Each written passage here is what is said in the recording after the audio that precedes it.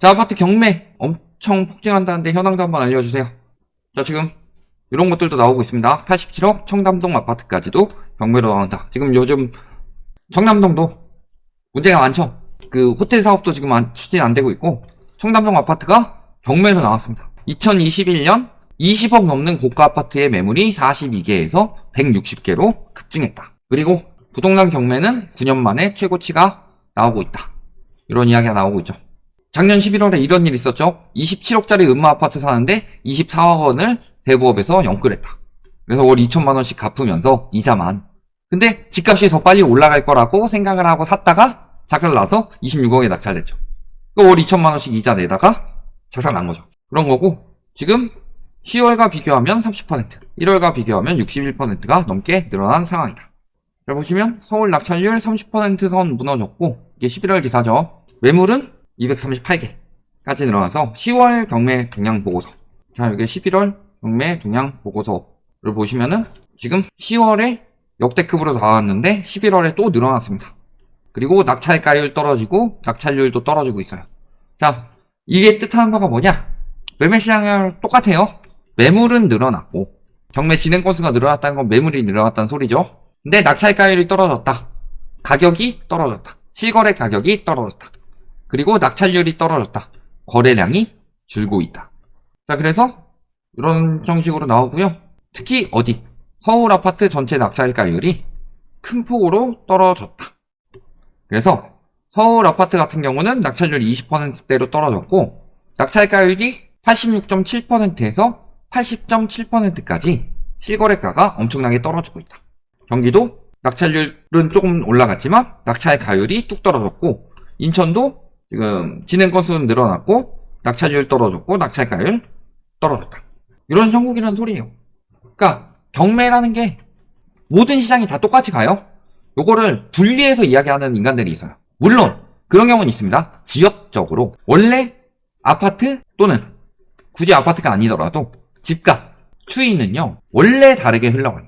그래서 저희가 2019년에 막 영상 올릴 때 그런 이야기 하신 분들이 있어요. 아니, 대전, 대구, 광주랑 서울이랑 다 시장이 다른데 너넨 다 떨어진다고 한다. 폭락론조다.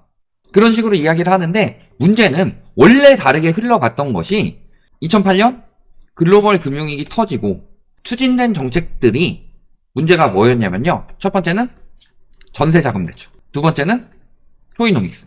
요 두 가지로 부동산 시장에 대출 유동성을 어마어마하게 집어넣었어요. 그러면서 대부분의 시장이 똑같이 흘러가는 가운데 약간의 차이가 있었죠. 서울은 올라가는데 막 부산은 떨어지고. 근데 부산도 규제 완화해주니까 또 올라가고. 이런 상황이 생기는데, 여기서 2020년 코로나 저금리를 만나면서 얘가 엄청나게 영향을 받았죠. 전세가가 올라가니까 많은 부동산 시장 이해 관계자들이 임대차 3법으로 전세가 올라갔다. 그러면 전세가는 계속 올라갈 거예요. 당신 연봉 한 1억 번다고 하더라도요, 2년 뒤면은 전세가 2억 올라가니까 연봉 버는 대로 다 전세가 올라가는데 쓸 거예요. 그러니까 지금이라도 당장 빚내서 집 사세요. 이런 말씀들 굉장히 많이 하죠. 그래서 그런 식으로 해서 전국적으로, 지역적으로 거의 다 비슷한 시장으로 흘러가게 됐어요. 다만 서울이 먼저.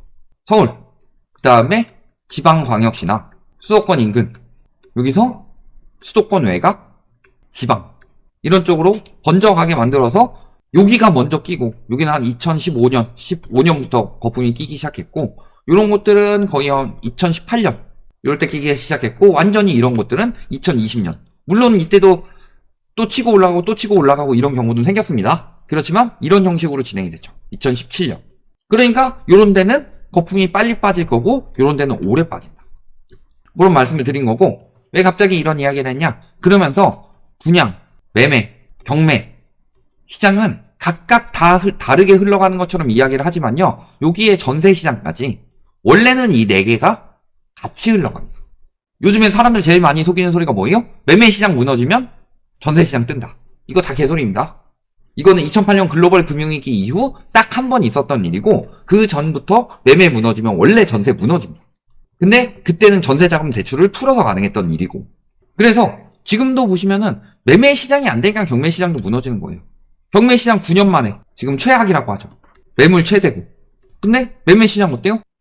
코로나 때만 하더라도 37,000에서 43,000건 정도의 매물이 서울 아파트 매물이었는데 현재는 7만 5천 건에서 8만 건까지 늘어났습니다. 분양시장 요거는 영향이 약간 매매 시장이 약간 다른 게 여기에는 1.3 대책으로 인해서 둔촌주공 살리기가 들어갔죠. 어떤 것들이 있었어요? 전매 제한 완화, 그 다음에 중도금 대출 한도 폐지, 그 다음에 실거주 요건도 폐지해주겠습니다 하지만 실패. 이런 것들이 들어가면서 일시적으로 살아났지만 금방 무너지죠. 그러니까 지금도 헛소리를 하고 있는 게 매매가가 떨어지고 있는데 그럼에도 불구하고 분양가는 올라간대요. 말이 안 되는 소리죠. 분양가는요 앞으로 작살 날 수밖에 없습니다. 저희 생각보다 조회수가 안 나와서 많은 분들이 봐줬으면 하는 영상이 있는데요, 절대 분양 받지 마라 라고 저희가 뒷광고는 안 하고 앞광고는 하거든요. 요 영상 한번 봐주세요. 분양가 올라가는 게 말이 안 되는 소리라는 거. 철근, 그 다음에 시멘트 가격 올라간다고 해봤자 34평형 한 채 짓는데 약 500만원 정도 올라갑니다. 평당 500만원이 아니라 전체적으로 500만원 정도. 그리고 인건비 올라간다고 그랬어요? 인건비 올라가는 거요? 소득 상승하는 거랑 인건비 올라가는 건 똑같죠. 소득 33% 정도 올라갔어요? 소득 30%대로 올라갔는데 분양가 올해만 26.8% 올랐고요. 그 전까지 다 비교해보면은 분양가는 거의 80% 가까이 올랐습니다. 몇 배나 더 오른 거예요. 그러니까 속지 마세요.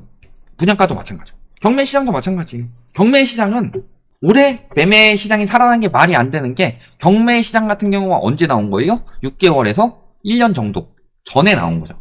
그러면은 6개월에서 1년 정도 전이 2022년이에요.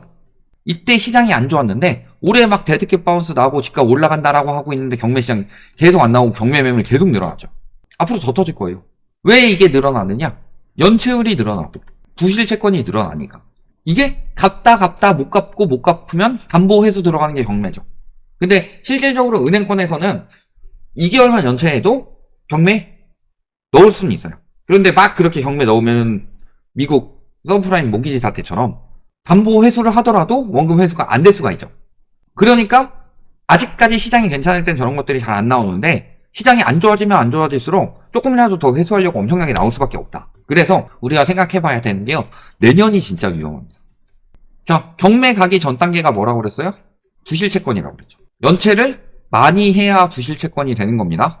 그러면은 이 연체가 나오는 이유는 한도가 축소되든가 또는 금리가 올라가는 상황이죠. 아, 지금 금리 내린다는데요? 자, 우리나라는 지금 은행채 발행이 역대급으로 늘었음에도 불구하고 채권 금리가 내리는 이유는 기관에서 금리 못 올라가게 사주고 있기 때문이에요. 채권 가격을 올리고 있기 때문인데 왜 2024년이 위험하냐? 우리나라는 고정금리, 완전 정책 대출 아니면은 전체 고정금리 대출은 거의 안 내줍니다. 그러면은 어떤 식으로 나오냐? 우리나라 지금 고정금리 안심하세요 라고 말하는 사람들이 보통 5년 고정하고 그 이후에 변동이 되는 이런 금리를 많이 택합니다. 근데 부동산 시장이 고점이, 저희가 말씀드린 고점이 언제라고 그랬어요? 원래 고점? 원래 고점이 2018년 11월이에요. 그리고 2019년에 났던 게 데드캣 바운스인데 그 이후에 경제랑 전혀 무관한 질병 사태가 터지면서, 코로나 사태란 질병 사태가 터지면서 전국적으로 거품이 꼈었죠. 그래서 그거는 원래 부동산 사이클에서 벗어났다고 말씀드렸죠. 그러면 이때 데드캣 바운스 때 산 사람들은 원래 굉장히 위험한 거라. 이때 금리 얼마였어요? 1.25%. 근데 5년 뒤가 언제예요? 2024년. 현재 기준금리 얼마예요? 3.5. 많이 내린다고 해도 3%예요. 두 차례 이상, 미국에서 세 차례 내린다고 하는데 우리나라 세 차례 이상 못 내려요. 이창용 총재가 무슨 이야기를 했냐? 2%대 금리가 쉽게 나올 거라고 생각하지 말라고 그랬어요. 그러면 이때 대비로 갱신을 한다고 해봅시다. 어떻게 될까요? 금리. 갑자기 갚아야 될 또 확 늘어나죠. 그리고 또 한 가지는 뭐예요? 2019년에 뭐가 없었다? DSR이 없었다. 근데 2024년엔 DSR이 지금 3단계까지 도입이 돼 있는 상황이죠. 그래서 이 시기를 봤을 때 한도 축소가 나타날 수 있다. 예를 들어서 내가 5억을 빌릴 수가 있어요. DSR 40%로. 근데 2019년 기준으로 이렇게 빌릴 수 있는 사람이 막 6억, 7억 빌렸어요. 근데 금리 올라갔죠? 금리 올라가서 현재 2024년 상황으로 빌릴 수 있는 돈이 한 4억밖에 안 된다. 근데 문제는 여기다가 스트레스 DSR 도입한다고 그랬죠. 몇 퍼센트? 1에서 3%. 그러면 1%만 도입하더라도 시중금리 1% 올라간 효과입니다. 한 3억 5천 이렇게밖에 안 나와요.